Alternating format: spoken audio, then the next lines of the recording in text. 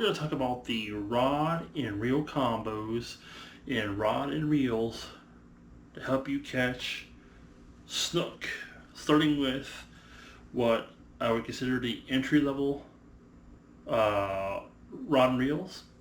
So if you're going to want to try and fish for snook, these two rods that I'm going to recommend to you will hopefully catch you between a 18 to 27-inch snook. You might be able to push it to bigger, no guarantees, but they are the Penn 5000 or 6000 series combo, equipped with 30-pound Power Pro braid with the color water you're going to fish in.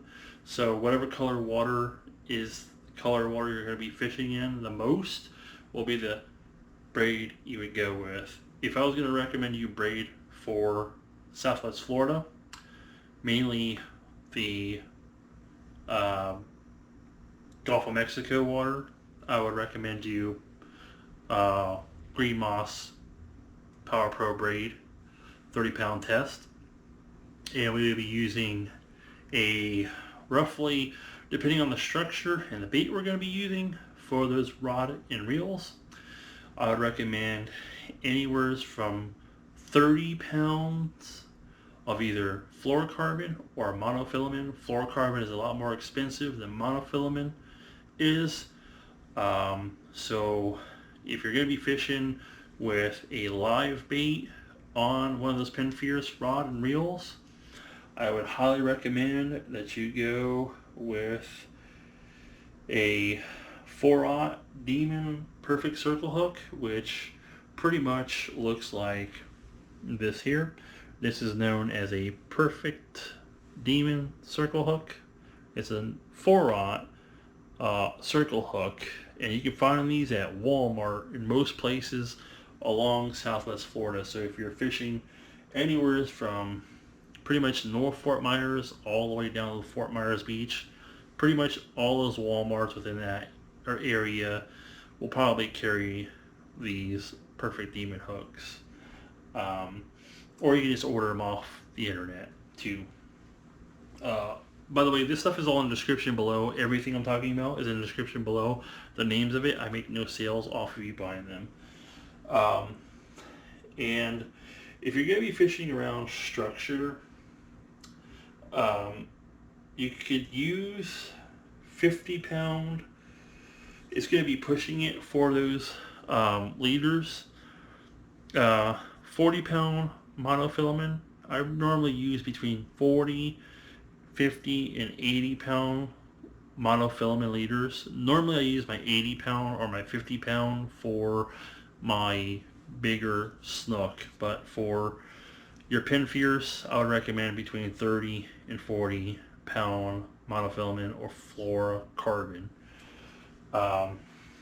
And for the bait that you're going to be using, it depends. You can use pinfish, you can use threadfin herrings, you can use pilchards, you can use greenbacks. You basically want to fish, ideally, when you can see snook. Now, personally, when I fish for snook, I'm normally fishing for them. Let me turn this off real quick here. I'm normally fishing for them at night, and these snook normally, for my area where I fish at, they don't really show up until around 12, 11 o'clock. Depends on the tide too. So on an outgoing tide, you're better off, for me, I'm better off catching snook. Snook like to hang around structure at night. They like a place to hide at. They like lighted areas too, so docks that are lighted, boats that are lighted, you're probably going to find snook around those areas.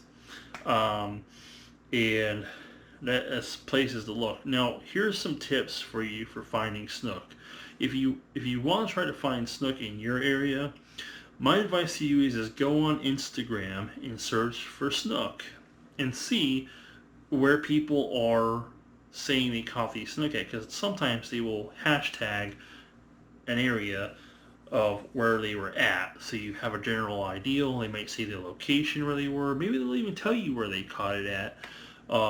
So you could go and do something like that. A true fisherman probably will never tell you their secret spots because they don't want it to be overrun with people who are gonna, pretty much overfish that area. Moral of the story there. So with that being said, Instagram is a good place to look for snook spots. Sometimes people will leak that information out. Now, if you're going for bigger snook, you can use live bait or cut bait.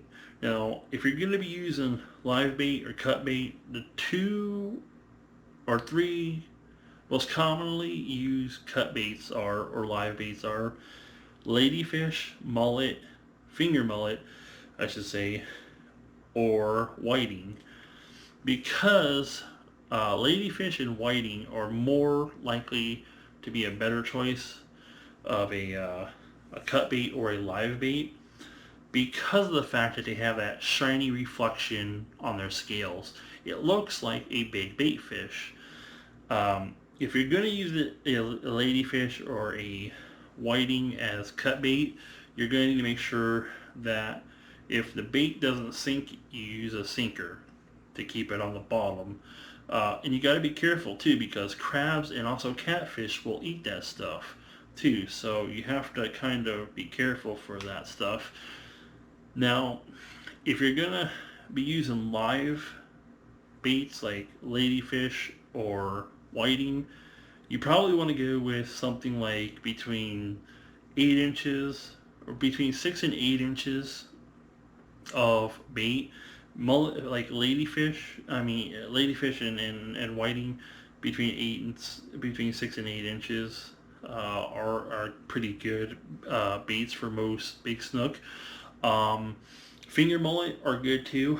If you're going to use them live, the best thing to do is if you get them on the bottom, you're going to want to use a 80-pound, either an 80-pound fluorocarbon leader or a 80-pound mono leader. You're going to want to go with 2 to 3 feet of leader because you want to allow that live bait to freely swim but not freely be able to go far away, because if you get that bait is freely to swim away without a sinker, then you're gonna get him wrapped around. It's gonna wrap you around pilings or something like that, and then you're gonna get broke off.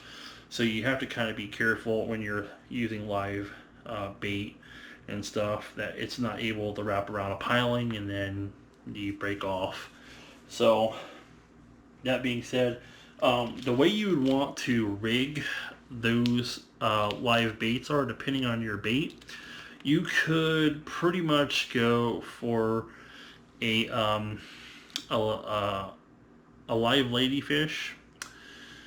You don't want to go from the underjaw out the top because their facial structure is just not good. You're going to want to go for more of a back tail hook. So you'd want to hook them in the back of the tail or out on like underneath the spine. So where the back dorsal fin is, you'd want to go for like that area maybe. So maybe underneath the spine and out the top. So it's kind of like, let's say you had this is the ladyfish here. This is the back part. You would want to run that hook. So we'll do this side right here. This is these right here are the sides of the ladyfish right here, right? Or the whiting. You would want to run that hook through the middle part of this area, like here, and have the hook come in here through the middle, right? And then out the top so that the hook is sticking up and then you can swim. You can also hook them at the back end of the tail. So the back end of the tail would be here. You'd run the hook through here and then out the other side so that the hook is more of a going like kind of like that type of thing through the back end of the tail. Like example. And for those big baits, big snook, you're going to want to use a 7/0 circle hook for those baits, because those big baits are going to be catching bigger snook, and the small hooks, if you use a small hook like a 4/0, which you're using to catch like 18-inch and 20-inch snook, a big snook's just going to pretty much either inhale the whole bait and never get hooked, or you'll never get a hook up. So you want to use either a 7/0 to a 9/0 hook, ideally, for those big baits that you're getting. And you want to keep them on the bottom with like a sinker, depending on the current too. If you got a heavy current, you're going to need a big sinker so that it doesn't just go with the current. So a 4-ounce or an 8-ounce might be needed to keep the bait stationary on the bottom, but the fish will be able to swim around like it's stuck on the leader. You know, when it comes to a pole, you're going to want a pole that's going to be able to have pretty good strong line and a good drag system in it. The only pole that I actually use the most for that is a Staal. It's pretty much the pole that I use for catching a lot of my big fish. If I'm going to be going for grouper, gag grouper, or any of the big fish like tarpons and big redfish and maybe black drum, I'm going to go with a Staal setup. And pretty much I'll show you a quick look at how bad my double uni knot is.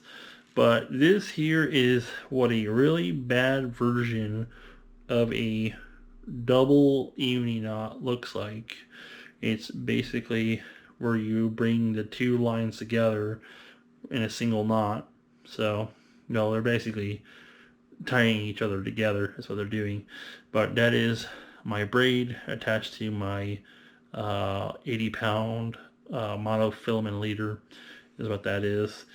And that is what I pretty much use. And then what I'm using here is my last time fishing with this pole.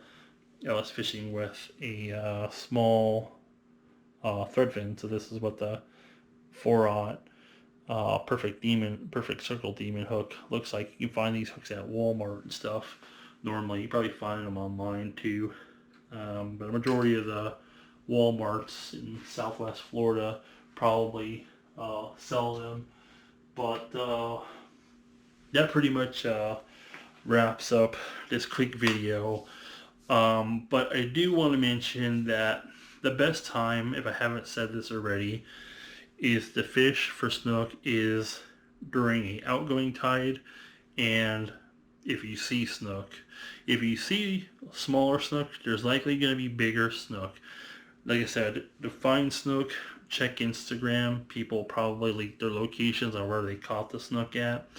If you know of places to catch snook, maybe, you can try to use these methods to catch snook. Like I said, during the winter time, the snook seem to prefer shrimp or the small crabs, and during the summertime they prefer like the live fish, like like the greenbacks, the threadfins, and stuff like that, or what their favorite foods are of choice. They will hit lures too. I'm just not promoting lures because for this video it's about live bait and stuff. I might do a video later on lures, but it's a giver. It's kind of a iffy thing with lures because you use flare hawks. There's other types of you can catch snook on a variety of different lures and stuff. Let's put it that way. People catch snook on crazy different lures and stuff. But anyways, definitely look for structures, boats, docks with lighting on them, and you'll probably find snook there. especially around those places, because those type of things allow those fish to hide, and then the lights attract bait fish for those snook to eat on. Anyways, that wraps up this episode today. Hopefully this video has helped some of you all out, give you all somewhat of a deal on how to catch snook and what types of setups to use and what rigs to set up, what rigs to use and stuff like that. And if you have any questions for me, you can feel free to leave them down in the comments. If you're looking for a poll, I'll do my best to recommend you a poll if the ones I gave you you aren't able to find. Just feel free to leave like your price range. Just take in mind that majority of the ideal snook fishing poles are going to run you probably anywhere from $120 or more if they're a combo, if you're lucky. A good reel will run you more than that, likely. It depends on what size snook you're looking to catch too, so feel free to let me know what size snook you're looking to catch, and I'll do my best to answer them when I have time, if I have time. It's because I don't reply doesn't mean I'm ignoring your comments, it's just because I have a busy life. Anyways, that wraps it up for today's episode. Like I've been saying half a dozen times, thanks for checking out this video. Hope to see you guys in the next episode. And until then, tight lines, stay safe, and subscribe if you haven't subscribed.